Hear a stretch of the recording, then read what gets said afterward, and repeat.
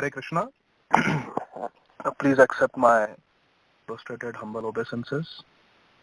I am very grateful to have this opportunity to serve all of you by glorifying Chaitanya Mahaprabhu and reading from Chaitanya Charitamrita. So today we are reading from Chaitanya Charitamrita, Madhya Leela. We are on chapter 15 and we are going to read from verse 112 onwards. Khande Ramu Kunda Dasa Shri Raghunandana Shri Narahari Mukhyati Na Jana. Translation by His Divine Grace, A.C. Bhaktivedanta Swami Srila Prabhupada.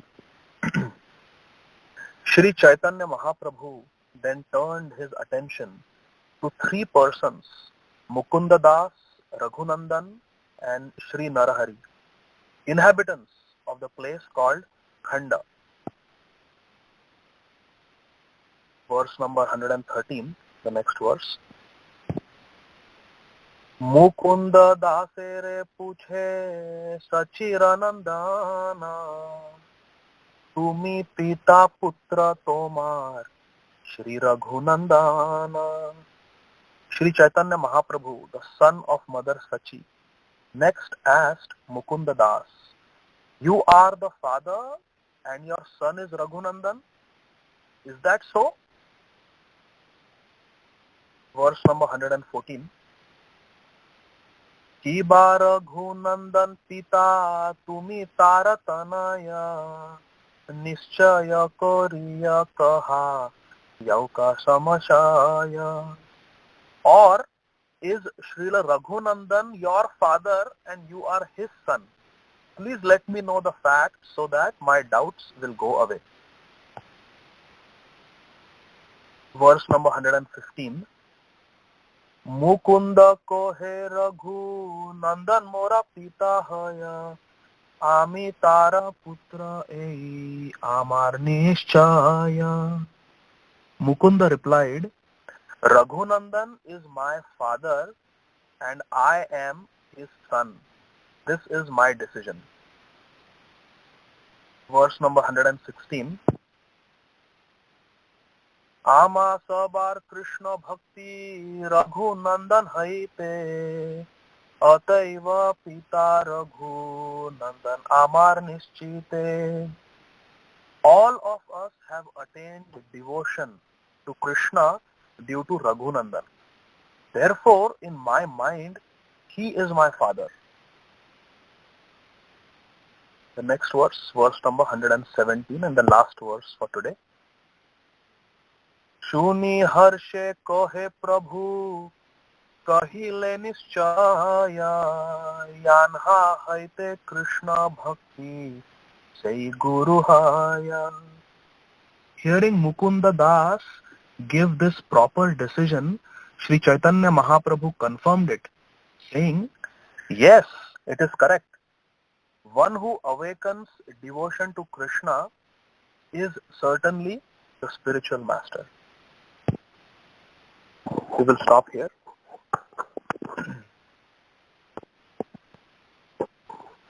Om Ajnanatimirandhasya Jnananjana Shalakaya Chakshurun Militam Yena Tasmai Shri Gurave Namaha. Shri Chaitanya Manobhishtham Sthapitam Yena Bhutale Swayam Rupa Kadamanyam Dadati Swapadantikam Vandeham Shri Guru Shri Yuta Padakamalam Shri Guru Vaishnavamscha Shri Rupam Sagrajatam Sahagana Raghunathanvitam Tam Sajivam Sadvaitam Savadutam Parijana Sahitam Krishna Chaitanya Devam Shri Radha Krishna Padam Sahagana Lalita Shri Vishakhamvitamscha. Nama Om Vishnupadaya Krishna Prishthaya Bhutale Shrimate Bhaktivedanta Swamin Iti Namine. Namaste Saraswati Deve Gauravani Pracharine Nirvishesha Shunyavadi Paschatya Deshatarine. Vancha kalpatarubhyascha kripa sindhubhya eva cha patitanam pavanebhyo vaishnavebhyo namo namaha. Namo mahavadanyaya Krishna prema pradayate Krishnaya Krishna chaitanya namne gaura tvise namaha. Panchatattvatmakam Krishnam bhaktarupa swarupakam Bhaktavataram Bhaktakyam Namami Bhakta Shaktikam. He Krishna Karuna Sindho Deenabandho Jagatpate Gopesha Gopika Kanta Radha Kanta Namostute. Tapta Kanchana Gaurangi Radhe Vrindavaneshwari Vrishabhanu Sute Devi Pranamami Hari Priye. Jai Shri Krishna Chaitanya Prabhu Nityananda Shri Advaita Gadadhar Shrivas Adi Gaur Bhakta Vrinda. Hare Krishna Krishna Krishna Hare Hare Hare Rama Rama Rama Hare Hare. Hare Krishna. So we are reading this very wonderful narration from Chaitanya Charitamrita written by Srila Krishnadas Kaviraj Goswami about the interaction between Chaitanya Mahaprabhu and the residents of Khanda, Sri Khanda, the three main prominent devotees from there, Srila Mukunda Dutt, his son Srila Raghunandan Thakur, and Mukunda's brother and Raghunandan Thakur's uncle, Srila Narahari Sarkar. These three were the prominent devotees from the village of Khanda, from Bengal, Gauda Desh. And they had come to meet with Sri Chaitanya Mahaprabhu, who is the Supreme Personality of Godhead, Sri Krishna himself. They had come to Jagannath Puri to meet Chaitanya Mahaprabhu during the 4 months of Chaturmas. And this conversation is going on. Chaitanya Mahaprabhu is Bhagwan Krishna himself, but still he is asking questions to his dear devotees from Khanda.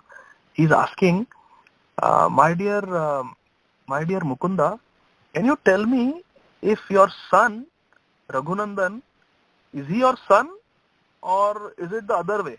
He is your father. Can you tell me this? I have a doubt in my mind. So Chaitanya Mahaprabhu wants to bring out nectar from the hearts of his devotees. Therefore, he is asking these questions.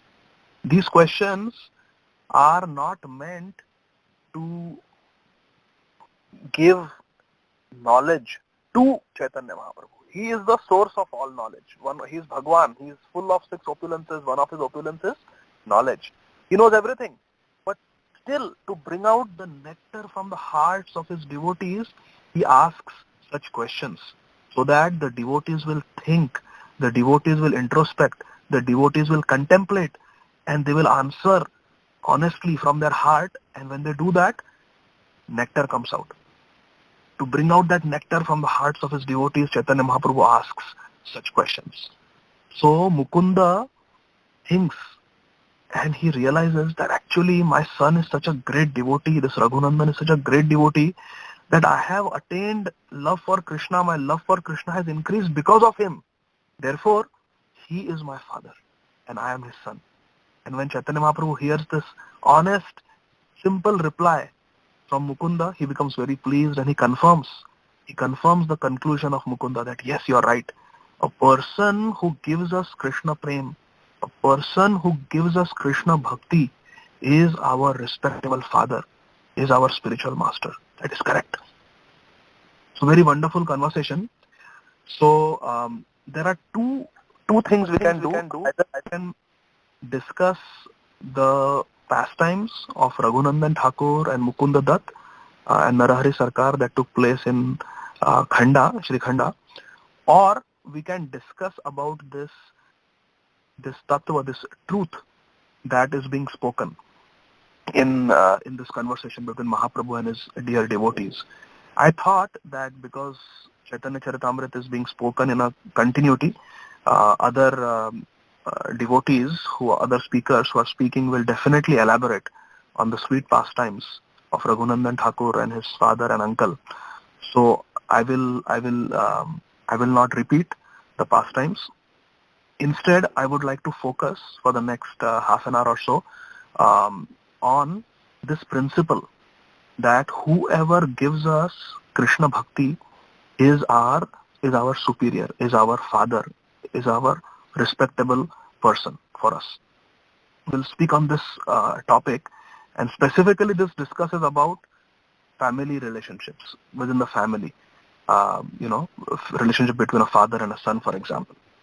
So we are all in this big family that is being coming down from the time of Lord Krishna himself, and which was established formally by His Divine Grace, Bhaktivedanta Swami Srila Prabhupada, 50 years ago. It's called International Society for Krishna Consciousness. This ISKCON society is our big family. And there is no limitation to this family. There is no end to this family. This family can have innumerable family members. Everybody is invited. Everybody is welcome in this family. And we also have our biological families, the families that we live with. The family with whom we share the house. They are our blood relatives. They are our family members. So let us talk a little bit about these family relationships. Specifically, these verses talk about the principle that whoever gives us Krishna Bhakti is our father. Even if that person happens to be our biological child, if that child teaches us Krishna Rasayan, if that child teaches us the science of Krishna consciousness, that child actually is our respectable father. This is a very, very sweet principle. So I would like to discuss this from three angles. One angle is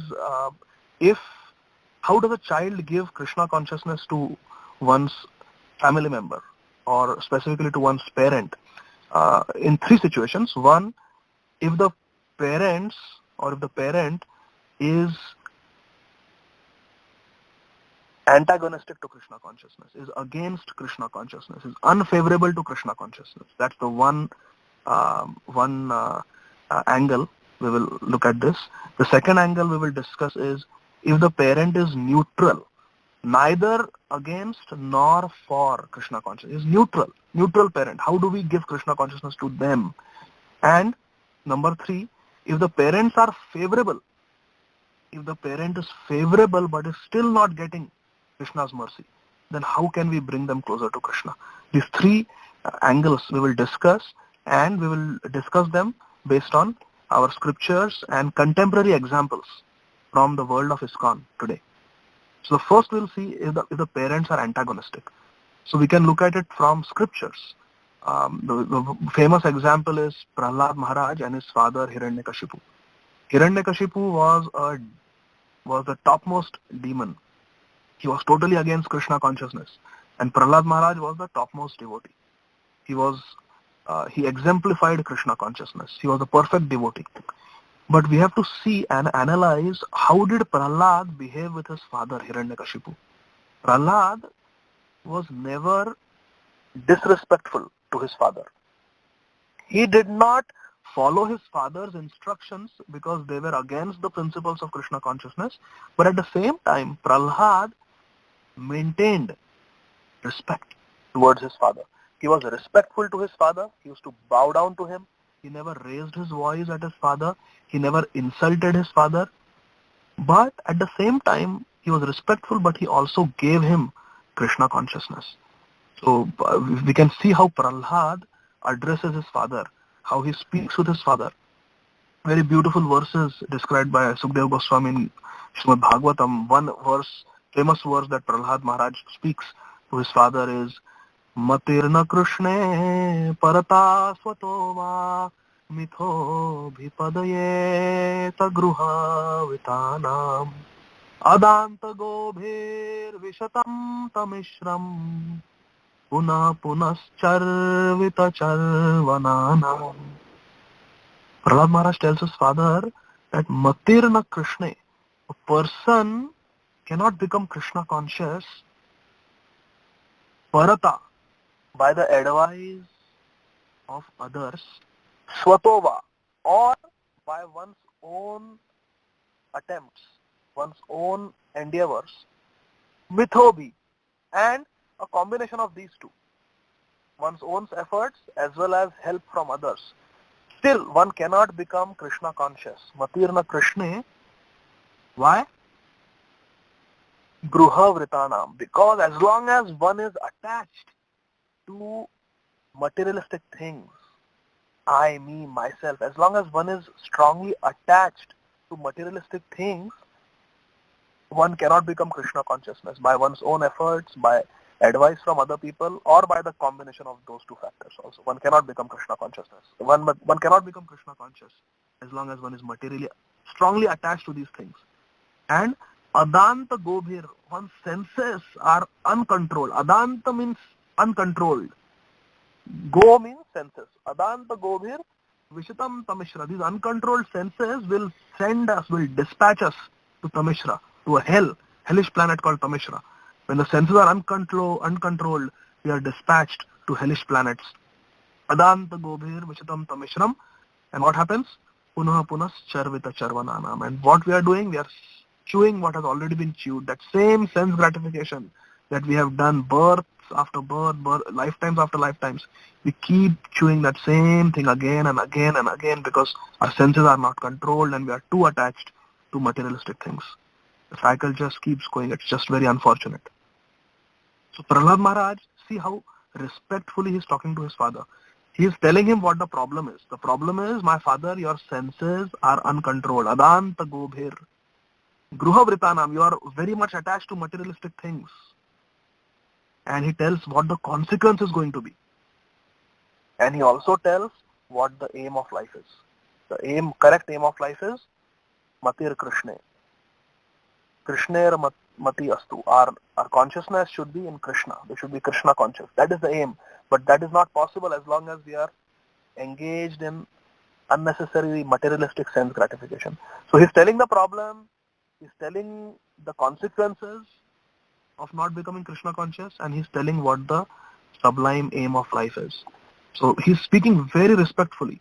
But how did Hiranyakashipu react? He reacted with anger, with envy, with violence. But Krishna protected Prahlad Maharaj.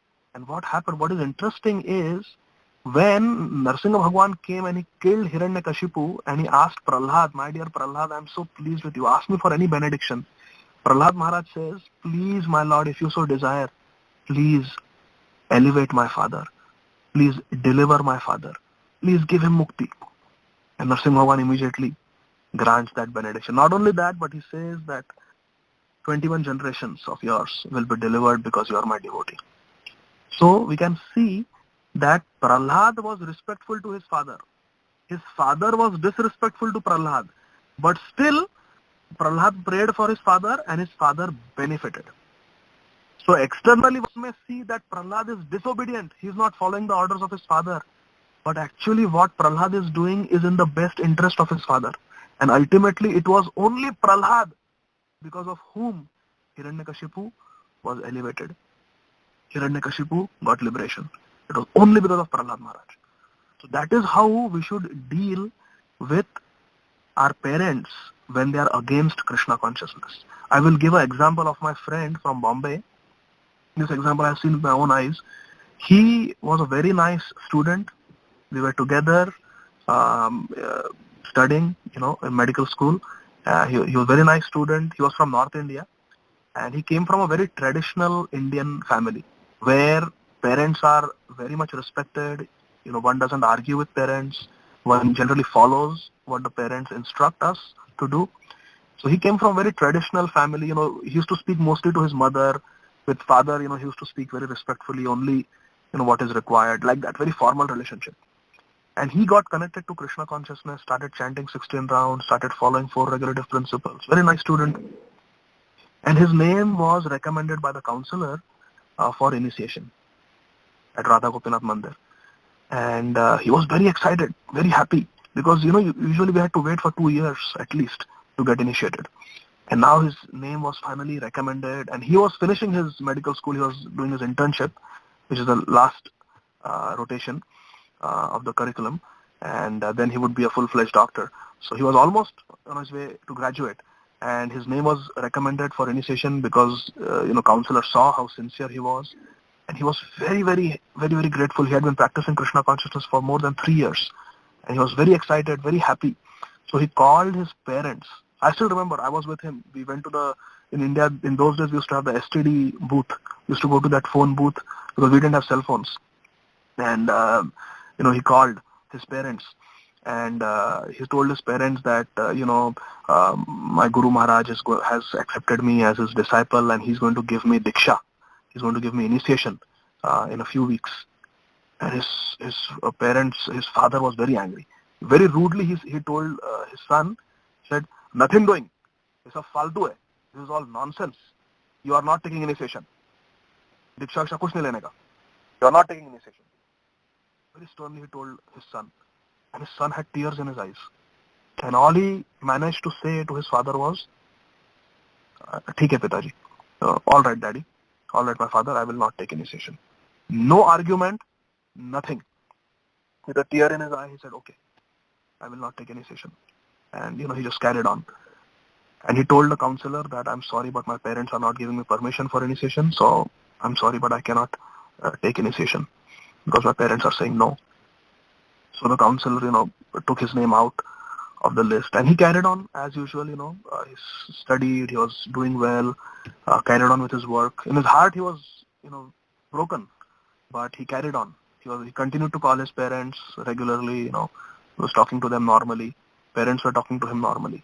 And then next day was the disappearance day of Ramananda Rai, and it was going to be initiation ceremony in Radha Gopinath Mandir.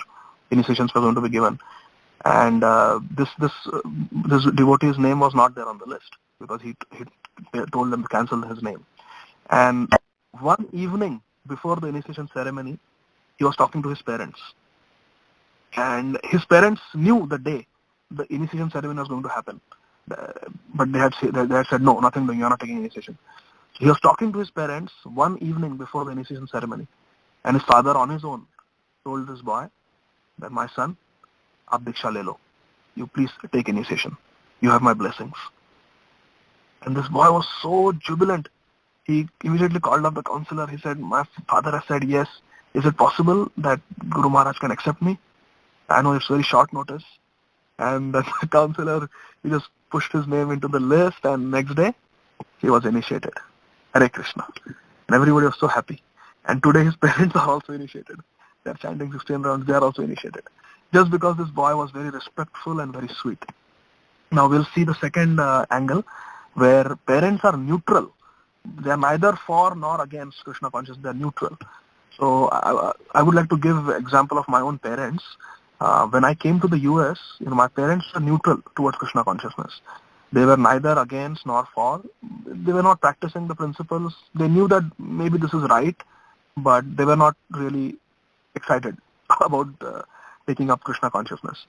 So what happened was, one of my counselors, he was taking brahmacharis from Radha Gopinath Mandir to Mayapur Dham. So there is a train, Gitanjali Express, it goes from Bombay to Howrah, Calcutta. And it passes through my hometown, Akola.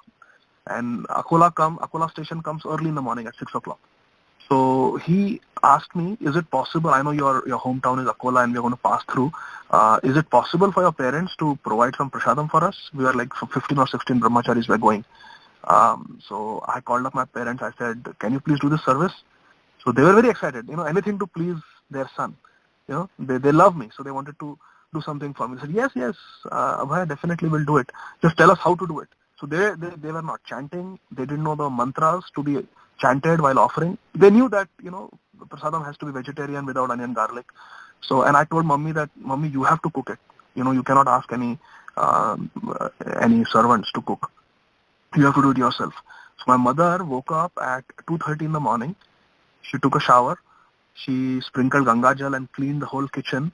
She took new utensils and she made simple upma, homemade dahi, milk from our own cows from our farm, dahi, upma, and my father, got water bottles because in India, drinking water here and there it can be contaminated, it can cause a lot of infections. So my father bought Bisleri water bottles and, mineral water, and then he got paper boxes and he packed the prasadam with his own hands. And my mother made some besan ke laddu also. Like that, they packed nice prasadam. My father bought bananas. They put bananas also. And they made packets for 15 devotees, 15 packets, very personal. And my father himself was standing at the train station at 5:30 in the morning with those packets of prasadam. And when the train came, I gave him the compartment number and everything. And he went and he gave the prasadam to all the devotees. And he was very happy. He felt very happy doing the service. And yeah, so how did my mother offer? She didn't know how to offer the bhoga. So she called me in US and she put her cell phone on loudspeaker. And from America, I chanted the offering mantra, Namam Vishnu Padaya Krishna Prishtaya Bhutale. I chanted all the mantras 3 times from here. Then I told my mother, okay, Mummy, now step out of the Devghar, the deity room, and let the bhoga be in front of Krishna. For 7 minutes, you chant 1 round while Krishna is eating. And she did that. Then I said, now you ring the bell, clap your hands, remove the offering, and then you can pack the breakfast boxes for the devotees. So they did the service, and I told my friends were very happy with this. They said, what a wonderful prasadam. It was so sattvic. It was made with so much love. We could feel it. And all my friends were very happy. All the brahmacharis were very happy. So I just requested them that if you are pleased with the service of my parents, please pray for them. Please pray for them. They are not chanting. They are not on the path of Krishna Bhakti. But it is my desire that they should also take to Krishna consciousness. So if you are pleased with their service, please pray for them. Please pray for them. And all the devotees, they prayed. And few months afterwards, my parents came to visit me. It was the month of August. And on Janmashtami, I took them to the Atlanta Hare Krishna temple. This was the year 2010, August. And they just went to temple, and I don't know what happened. I was praying for them, and they just came and told me that, Abhay, from today, we take a vow that we will chant 16 rounds. And we will give up onion, garlic, and everything. We'll follow the 4 regulative principles. And from that day, from Janmashtami, they directly started chanting 16 rounds from day 1. And I was so happy. And then a few years later, they were very much blessed.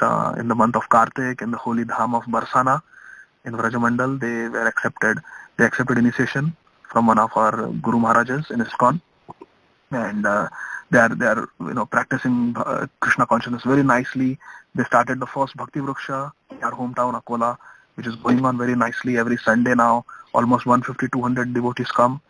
So this is just one example, from my own life, how the mercy of devotees can change the heart and of our parents. And then the last angle we will discuss is when the parents are favorable. Parents are favorable, but somehow they are not getting the mercy of Krishna. How can we bring them closer to Krishna? So I'll give example of another friend. She was this is also in Bombay. She also got introduced to Krishna consciousness at Radha Gopinath Mandir, and she started following Krishna consciousness, started chanting 16 rounds. And her mother was very pious lady, and she used to happily cook without onion garlic for her daughter who had become a devotee. But she herself was, not taking to Krishna consciousness. She was favorable. She knew this is right. She wanted to do it, but somehow she was not getting that motivation to take to Krishna consciousness. So she used to do, what traditionally was being done in her family. Saturday you worship a particular demigod, Monday you worship another demigod, Tuesday you worship another demigod, Thursday another demigod, Friday another demigod, like that. She was doing all, kind of karma kand, that I will do this upas, I will observe this fast, and, my children will get good grades. I will do this and their health will be fine, like that. So she was doing all that. but not taking up to Krishna consciousness. Although she used to hear from her daughter, and she used to like it, she used to appreciate it, but somehow she was not getting that motivation to take to Krishna consciousness with enthusiasm and with seriousness.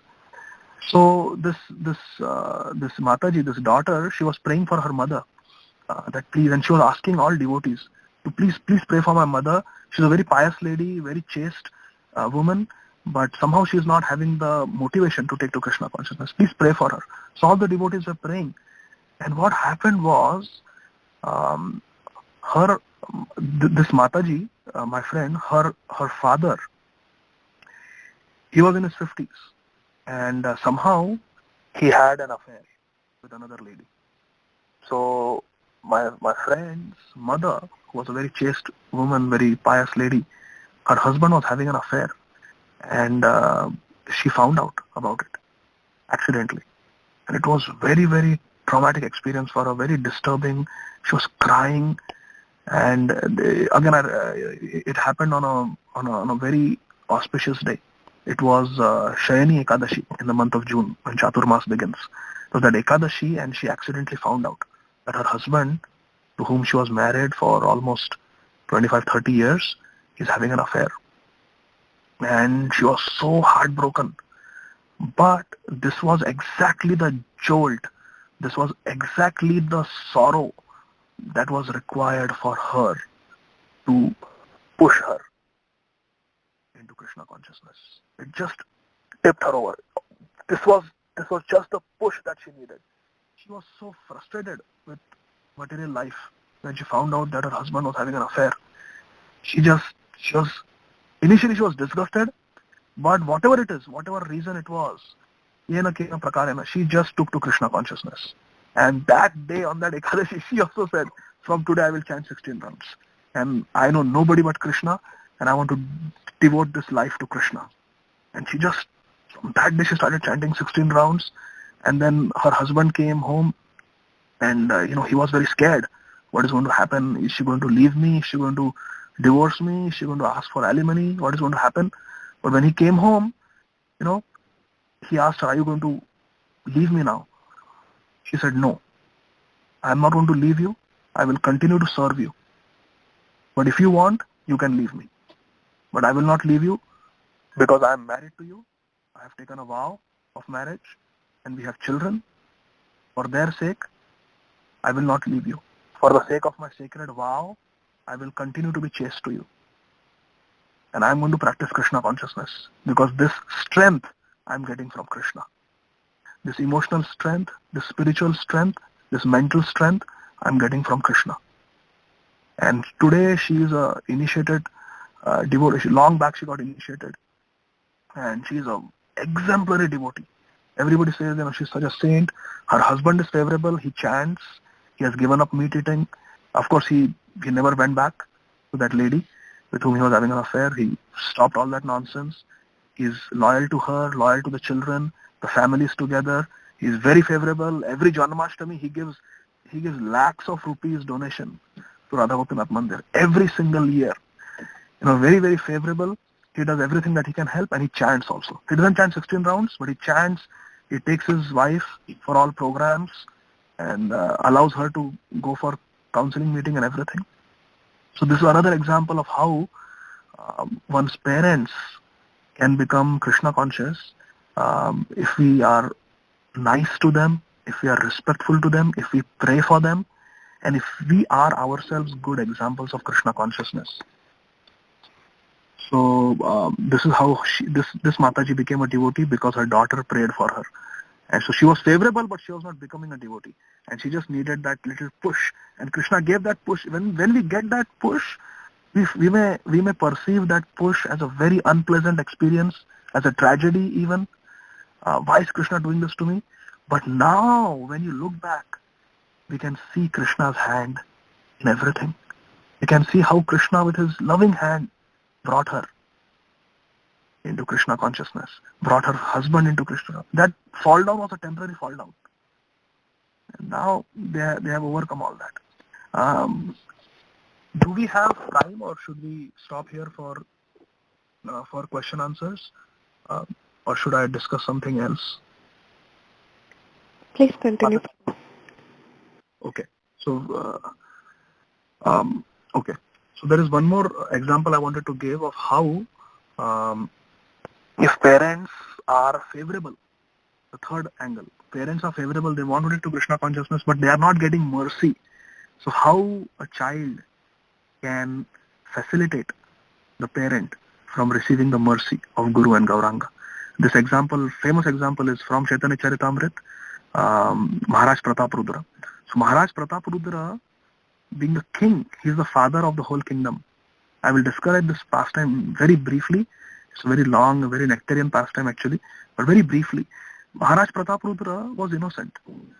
He was a very good Kshatriya, he was innocent, and he wanted to get the mercy of Chaitanya Mahaprabhu. Ever since he heard from his guru, Sarvabhauma Bhattacharya, that Chaitanya Mahaprabhu is Krishna himself, Supreme Personality of Godhead, all Maharaj Pratap Rudra wanted was to serve Mahaprabhu, serve his associates, serve his devotees, and get the mercy of Mahaprabhu. That's all he wanted. But when Sarvabhauma Bhattacharya and Ramananda Rai approached Chaitanya Mahaprabhu to give mercy, many times they approached. Mahaprabhu said, no, I cannot. He's a king, he's a materialistic person, I cannot associate with him. And then Mahaprabhu went on South India tour, came back after 2 years. Maharaj Pratap Rudra was eagerly waiting to receive the mercy of Mahaprabhu. For 2 long years, nothing happened. And when Mahaprabhu was coming back, he told Ramananda Rai that you are a minister for Maharaj Pratap Rudra. I want you to quit your job. I want you to give up your job and come and join me in Puri. So Ramananda Rai told Maharaj Pratap Rudra that Chaitanya Mahaprabhu wants me to be his personal associate in Jagannath Puri. He's telling me to quit your job. So I cannot be a minister for you anymore. Please, please accept my resignation. So Maharaj Pratap Rudra said, you are so fortunate that Mahaprabhu wants to make you his personal associate.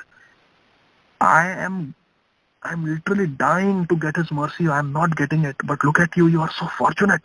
So yes, by all means, please give your resignation. Quit your job. I will make sure that you are comfortable and without any tension you can serve Chaitanya Mahaprabhu. Without any stress you can serve Chaitanya Mahaprabhu. I will not only give you a pension, but I will give you a full salary pension. Whatever your full salary was, that will continue all your life so that you can do this service to Mahaprabhu. And you don't have to work for me anymore. You are free. Come to Jagannath Puri, stay with Mahaprabhu and serve Mahaprabhu just the way he wants, without any stress. I will give you full salary pension. So when Mahaprabhu saw that Maharaj Pratap Rudra is so non-envious, Maharaj Pratap Rudra is earnestly waiting, eagerly waiting for something which I have given Ramananda Rai, who is a servant of Maharaj Pratap Rudra. But I have not given the master that mercy which he is hankering for. But still, Maharaj Pratap Rudra, seeing how everybody else in his kingdom is getting the mercy of Mahaprabhu, is not envious, even though he is not getting that mercy. He is nirmatsara, he is non-envious. Seeing that quality, Mahaprabhu was internally very pleased. But when Ramananda Rai, Nityananda Prabhu, Sarvabhauma Bhattacharya, Advaita Acharya, they requested Mahaprabhu, please give your mercy to Maharaj Pratap Rudra. He is an exemplary king. He is very devotional. He is ideal Kshatriya. He is keeping Jagannath Puri. He is keeping this Odisha, Rajya safe from the Mughal invaders, from the plunderers. He is keeping it safe. He is taking care of all the Vaishnavas, keeping us safe, keeping Jagannath Puri safe. Very wonderful Kshatriya, devotee, king he is. Please give your mercy to him. Initially, Chaitanya Mahaprabhu just gave his upavastra, his upper garment. He gave it to Nityananda Prabhu. He said, okay, take this upper garment, give it to Maharaj Pratap Rudra, but I will not meet him. And if you keep asking me, I will leave this Jagannath Puri and I will go away. So Nityananda Prabhu gives that vastra, upper garment of Chaitanya Mahaprabhu to Maharaj Pratap Rudra as Tadiya, as a Mahaprasad. And Maharaj Pratap Rudra is very, very happy, very grateful to receive that gift from Chaitanya Mahaprabhu, and he worships that upper garment of Chaitanya Mahaprabhu with great love and devotion. Then when Ramananda Rai asks petitions on behalf of the king, please, he is so non-envious, see how much he is doing for me, see how much he is doing for the devotees. When your devotees are coming from Bengal, he personally makes sure that you are comfortable in the house of Kashi Mishra, and your other devotees, they are housed at the houses of different respectable citizens of Jagannath Puri. Every devotee coming from Bengal is given accommodation in one of the houses of the different wonderful families living in Jagannath Puri. And they are given special darshan of Jagannath Ji every day. They are given unlimited quantities of Mahaprasadam. All this is happening because of Maharaj Pratap Rudra. He has personally given instructions to the pandits, to the pujaris of Jagannath Puri temple. He is taking care of all your Bengali devotees. Please give him mercy.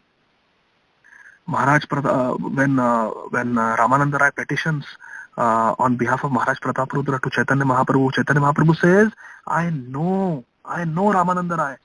This Maharaj Pratap Rudra is abode of good qualities. He says that Shukla Vastra Machi Bindu Yaichena Lukhaya Sanyasira Alpa Chidra Sarvaloka Gaya. Chaitanya Mahaprabhu says that Shukla Vastra, a white cloth, Machi Bindu, if there is a Bindu, is a black dot on a Shukla Vastra, na Lukhaya, you cannot hide it. White garment, but there is one black spot on it, everybody will look at that black spot only. Cannot hide it. Similarly, Sanyasira Alpa Chidra Sarva Loka Gaya. If there is a small fault in a sannyasi, the whole world will magnify that fault. They will meditate on that fault and they will gossip and talk about that one small fault in a sannyasi. Sanyasira Alpa Chidra Sarva Loka Gaya. They will talk about, gossip about that fault. So I cannot meet a materialistic person like Pratap Rudra, who is the king. People will think I'm meeting him for my own vested interest. And he says, I know. And so this is a point for all of us. We are also representing a sannyasi.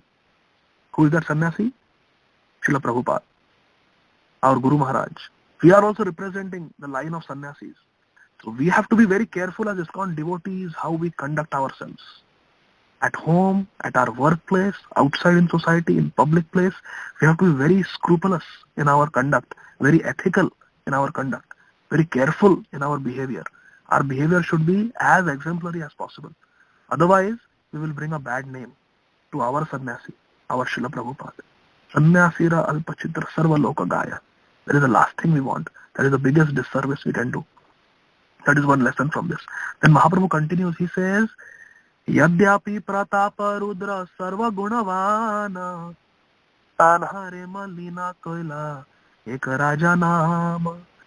Although Yadyapi Pratapa Rudra Sarva Gunavana, he is full of good qualities, abode of good qualities, Tanhare Malina Kaila, but he has been made Maila, he has been made contaminated by one thing. What is that? Eka Raja Nama. Pratap Rudra is very nice. Maharaj Pratap Rudra is a problem because that upadhi is there, that padvi is there, that he is a king. I cannot associate with Maharaj Pratap Rudra. That is the problem. The bhakti is we have to give up these bodily designations. The definition of pure devotional service in the scriptures is mentioned. Sarvopadi vinirmuktam tatparatvena nirmalam Rishikena Rishikesha Sevanam Bhakti Uttama. Uttam Bhakti is Sarvopadi Vinirmuktam. Sarva Upadi Vinirmuktam. You have to give up these upadhis. I am a doctor. I am a millionaire. I am a PhD. I am a software engineer. I am rich. I am a citizen of America. Whatever designation you may have, whatever materialistic conception, Bhakti is beyond all this. Bhakti is beyond all this. Sarvapadi vinirmuktam tat paratvena nirmalam rishikena rishikesha sevanam bhaktir uchyate. We have to use our senses in serving the master of senses, Krishna. So Maharaj Pratap Rudra had that title, king. That's why Chaitanya Mahaprabhu rejected him. But then after the Rath Yatra, when Mahaprabhu was sleeping in the garden, Sarvabhaumata tells him, this is the time. You give up your dress of king. You have like a menial servant, you have swept the road in front of Jagannath Baldev Subhadra's cart. Mahaprabhu has noticed it. That is a very nice service you have done. He is pleased with your humility, that even though you are a king, you have taken the position of a street sweeper, the most humble position. Now give up your kingly clothes. Wear the clothes of a Vaishnava. and approach Chaitanya Mahaprabhu after dancing for hours in front of the carts of Jagannath, Baldev, Subhadra. He's tired. He's taking rest in the afternoon in that garden. Go and massage his feet. And while you're massaging his feet, to bring ecstasy to his heart, sing the Gopi Geet. Sing the Gopi Geet. Starting from Jayati Te Dhikam. Sing that Gopi Geet chapter. So Maharaj Prataprudra is very hesitant, but his Guru Dev has ordered. Sarvabhauma Bhattacharya has ordered, so he goes. And before this, when Ramanandara tells Chaitanya Mahaprabhu that you should give mercy to Maharaj Prataprudra, Mahaprabhu says, I will not give to the king, but I will give mercy to his son. So the son of Maharaj Prataprudra is taken in front of Chaitanya Mahaprabhu. Mahaprabhu embraces him. He says, your complexion is dark. You're a young, youthful boy of 14, 15 years old. Your eyes are like a lotus. You remind me of Krishna. Chaitanya Mahaprabhu tells the son of Maharaj Prataprudra, and he embraces his son and gives him unlimited mercy, gives him Krishna Prem. And then Maharaj Pratapudra's son becomes an intimate associate of Chaitanya Mahaprabhu. He's always associating with Mahaprabhu and his devotees and serving them. So Maharaj Pratapudra's son gets the mercy, but the father is not getting the mercy. He wants to get the mercy. This is the third angle that we discussed. But he's not getting the mercy. So the son was praying for his father. All the citizens of Jagannath Puri, they are all children of Maharaj Prataprudra. He's the king, so he's the father. All the children were praying that please let our father get mercy, let Maharaj Prataprudra get the mercy. And now he goes wearing the clothes of a Vaishnava. He sees the beautiful form of Chaitanya Mahaprabhu, golden complexion. He's sleeping in the garden, wearing the clothes of sannyasi. His body is effulgent like the sun. And with great fear in his heart, great humility in his heart, he approaches the lotus feet of Chaitanya Mahaprabhu. He looks at his guru, Sarvabhauma Bhattacharya. He looks at the senior Vaishnavas like Advaitacharya, takes their blessings, bows down to them, and then approaches Chaitanya Mahaprabhu. And the love from the heart of Maharaj Prataprudra enters into his hands, and very softly, very carefully, very gently, Maharaj Prataprudra starts massaging the lotus feet of Chaitanya Mahaprabhu. And while massaging the lotus feet of Chaitanya Mahaprabhu, he starts singing the Gopi Geet. Jayati te dhikam adhyay kore nastavana. Rasa Leelar adhyay padhe kore nastavana. Jayati te dhikam adhyay kore na pathana. Kaviraj Goswami describes that the Gopi Geet Adhyay was being narrated, was being sung beautifully by Maharaj Prataprudra while massaging his lotus feet, Chaitanya Mahaprabhu, starting from Jayati Te Dhikam. Jayati Te Dhikam. Like that he starts singing. And then Tava Kathamritam Shloka Raja Ye Padhila. Tava Kathamritam Shloka Raja Ye Padhila. Uthi Prema Veshe Prabhu Alingana Kahila. As soon as Mahaprabhu heard Maharaj Prataprudra come to this particular verse of the Gopi Geet, Tava Kathamrit, Maharaj Prataprudra was singing with so much love, so much humility. See, love has to be combined with humility. That is very important. That is what pleases Chaitanya Mahaprabhu. If we take a low position only, then the mercy will flow down, like the river flows down from a mountain top.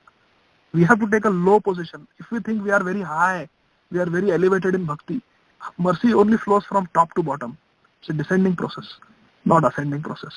So Maharaj Prataprudra was doing it with love, but it was filled with humility. I am not qualified. I am rejected.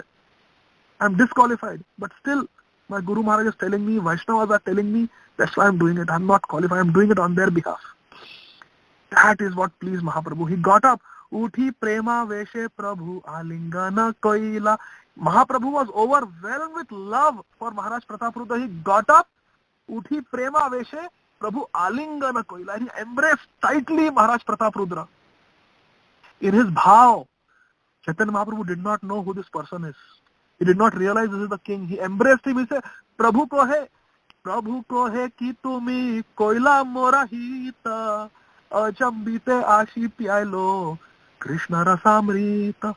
Prabhu bole, ki tumi, who are you?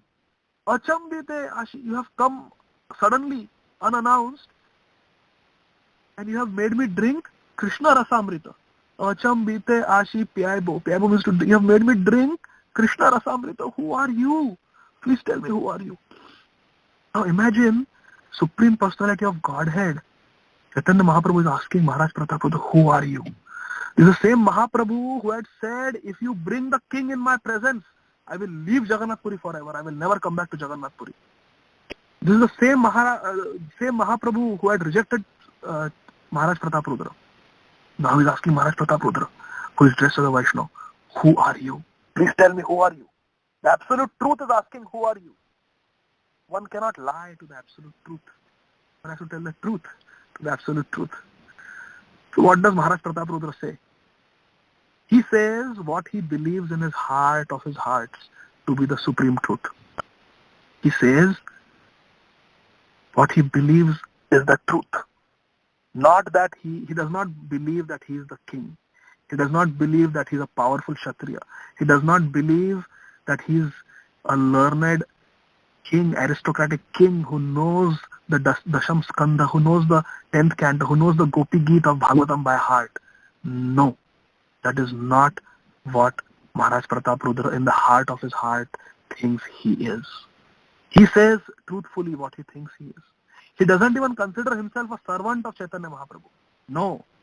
Being a servant of Chaitanya Mahaprabhu is a very high post. Not even that.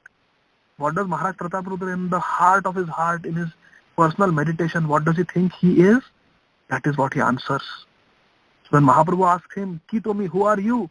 Maharaj Prataprudra, with great love and humility from the core of his heart, he replies very meekly, Raja kohe ami tomhar daser anudasa bhritera bhritya koro ei mora asha.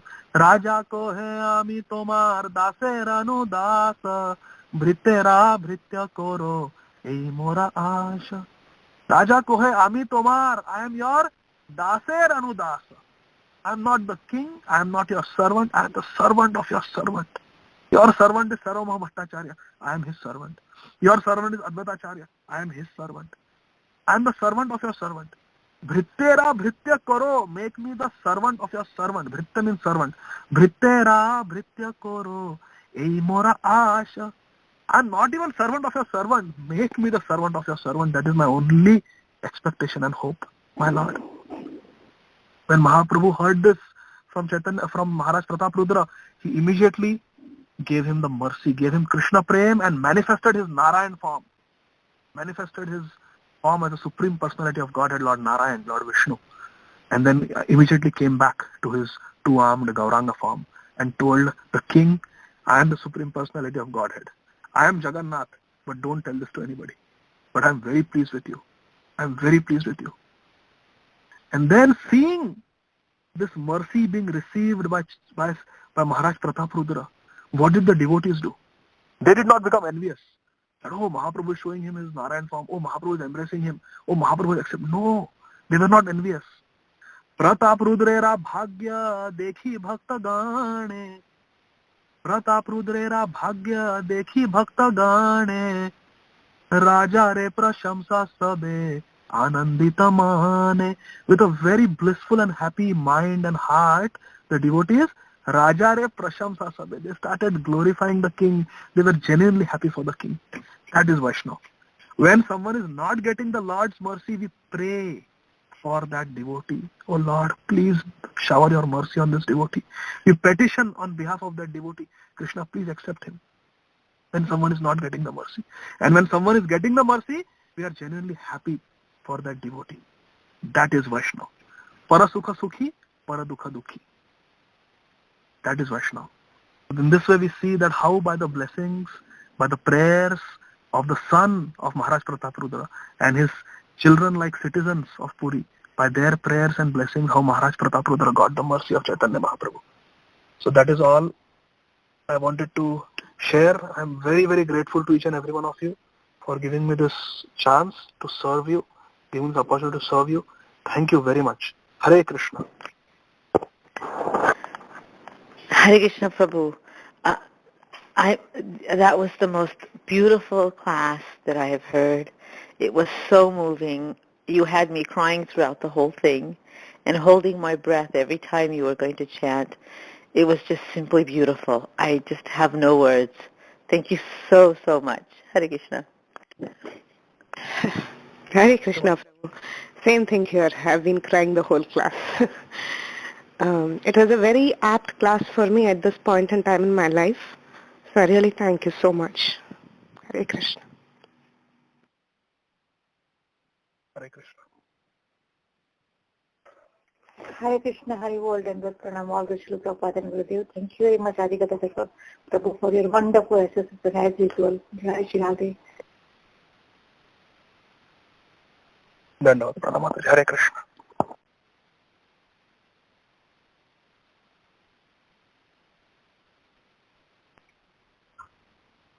Hare Krishna, Prabhuji. Thank you very much for this very wonderful class, Prabhu. Very practical aspect. Thank you, Prabhuji. Very nice.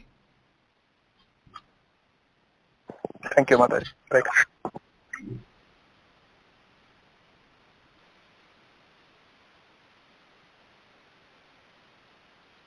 Thank you so much, Prabhuji. It was very nice to hear the practical examples.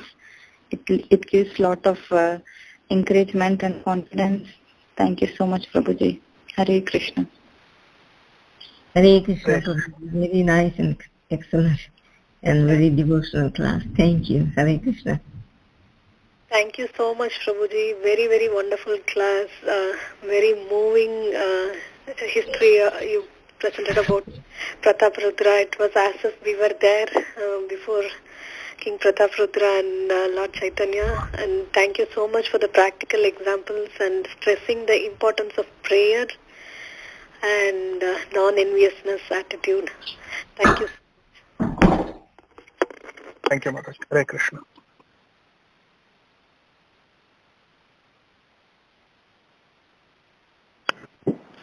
Prabhu, I'm going to ask a question. I'm just thinking in the same way that as the child is, through the child, the parent is benefited. So through the parent, the child is also benefited, yes? Because sometimes our children aren't also into Krishna consciousness. They're favorable and they'll do it, but they don't have that, what we desire, that really pure, that desire to really do Krishna consciousness. And how does that work the other way around? Hare Krishna, Mataji. Thank you very much for your question. I am a father of 2 children, so I can relate to your question very much. So yes, Mataji, the same principles work in all relationships that we have. We have to understand that Krishna consciousness is a voluntary process. Krishna consciousness is voluntary process.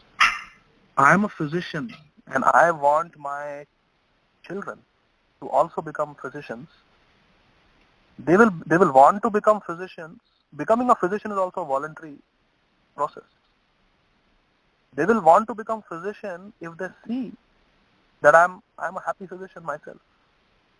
Our dad is a happy physician. He enjoys his work. He's making a difference in people's lives. He has a good work-life balance. He is, financially secure because of his job. And if they feel that I am a happy doctor, I am a happy physician, then they will want to become doctors. I don't have to push them. Oh, you have to study. You must get good grades. You have to do this, do that. No, they will want to do it because they know that this is what will make them happy. This is just a mundane example, but the principle can be applied to our spiritual life, to Krishna consciousness also. Krishna consciousness is a voluntary process. Our job as parents is to just try to bring out the best in our children, and that is difficult. That is it's easier said than done. But we have to understand this principle that Krishna consciousness is voluntary. We cannot force our children to sit and do japa. We cannot force them to do deity worship or follow 4 regulative principles. But we have to be good examples to them, and we have to pray for them and be good parents. If they see that my father or my mother is a ISKCON devotee, is a Krishna devotee, and he or she is a good parent, is a good human being, then they would want to follow our example. And that's what we want. We want them to voluntarily take up to Krishna consciousness. Like it said, don't worry that your children are not listening to you. Don't worry that your children are not listening to you, but they are watching you. They are watching what we are doing. They are watching how well we are chanting our japa. Are we chanting our japa when we are supposed to spend quality time with them? Are we chanting japa when we are supposed to help them with their homework? Are we chanting japa when we are supposed to cook for them? Or, are we chanting japa when they come back from school and they really want to tell us what happened in their workplace or their school or college? So they should not feel that Krishna consciousness is taking their parents away from them. So we have to be good examples, and we have to always remember that Krishna consciousness is a voluntary process. So we have to just inspire them to take it up, because that is what will make them happy. Because each and every one of us can vouch for the fact that we have become happy after coming to Krishna consciousness. So we want to share that happiness with them and the rest of the world. That should be our attitude. I hope that helps, Mataji. Hare Krishna. Thank you, Prabhu. Very practical. Hare Krishna. Thank you very much.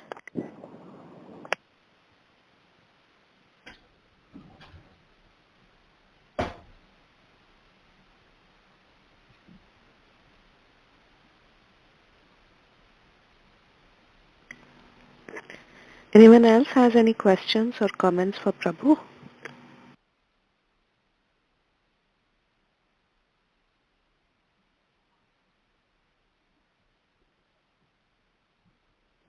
I just wanted to say, Priti Vilasini, that tell Prabhu that, when you were chanting the verses, we could feel the love that you were feeling. It literally just came right through the phone lines, and that just, I think brought us all to the point of feeling the presence of Mahaprabhu. And wonderful. I just wanted to say that. Hare Krishna.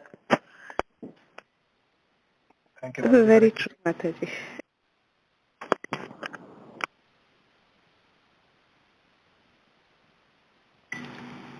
Hare Krishna, Prabhuji. If you have time, can I ask one question? Yes, Mataji. Yes, Prabhuji. In Krishna consciousness, how is the balance of studying deeper things and realizing bhakti and enjoying the process of kirtan and these things? Like, where is the balance between these two things, and how we have to see both the things? Like, there is lot of happiness in Krishna consciousness. So only if we take that perspective and keep going with the usual life, how we can come to the higher thing of pure bhakti. So how to take this decision? Anything to be avoided, or we have to see it in a different way? Thank you, Prabhuji. Yes, Mataji, thank you for the question. I will answer briefly because we are running out of time. But Mataji, our acharyas, they teach us that we have to avoid offenses. And Bhakti Vigyan Goswami Maharaj, he defines offenses or aparad as attitude of animosity or neglect towards vehicles of Krishna's mercy in this material world. It's a very, very wonderful and deep definition. So I memorized it, and actually I shared it on Facebook.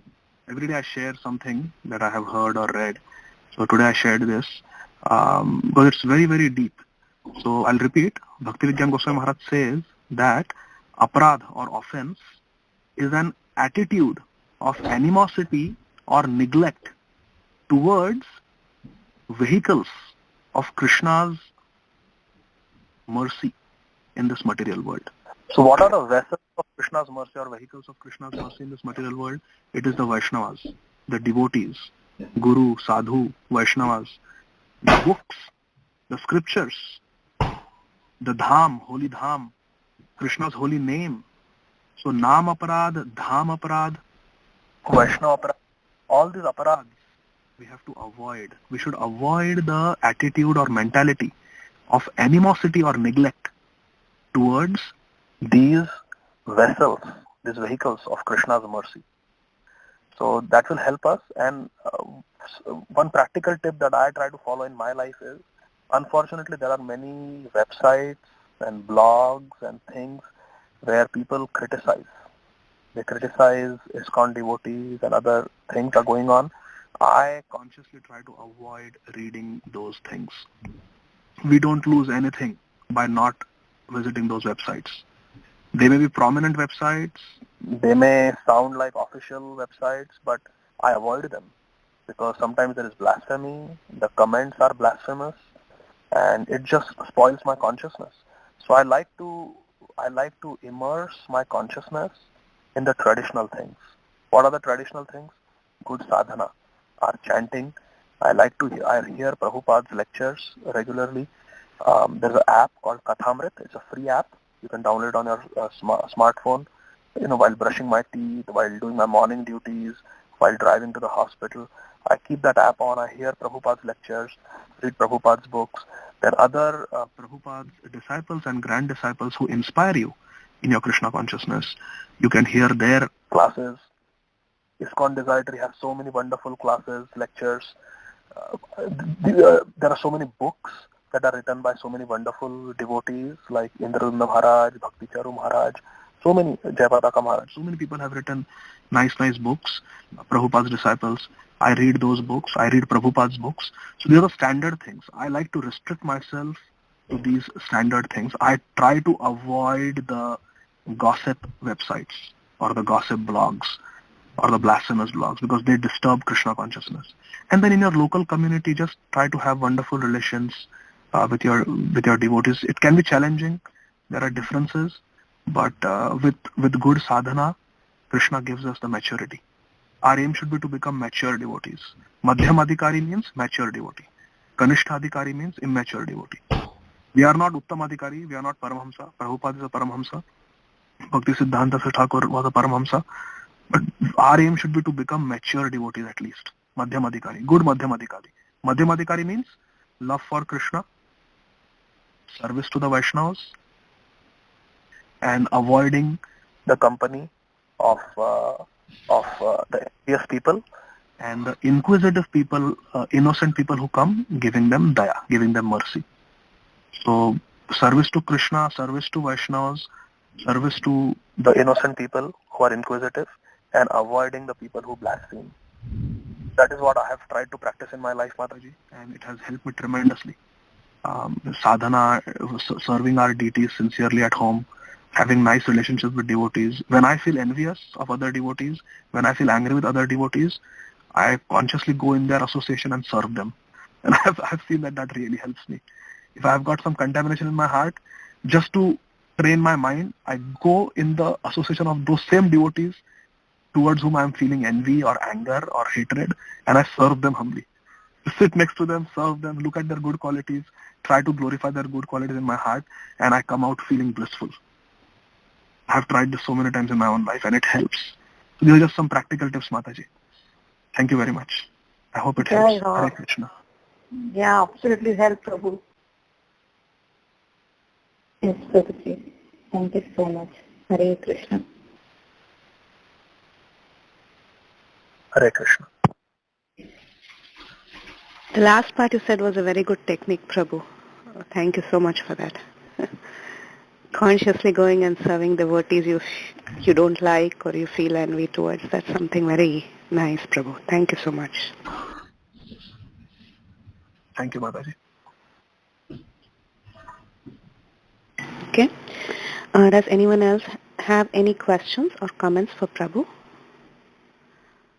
Okay, I think it's been a long time and Prabhu's in the clinic, so we'll end the call now. Vancha kalpatarubhyascha kripa sandubhyevacha patitanam pavanebhyo vaishnavebhyo namo namah.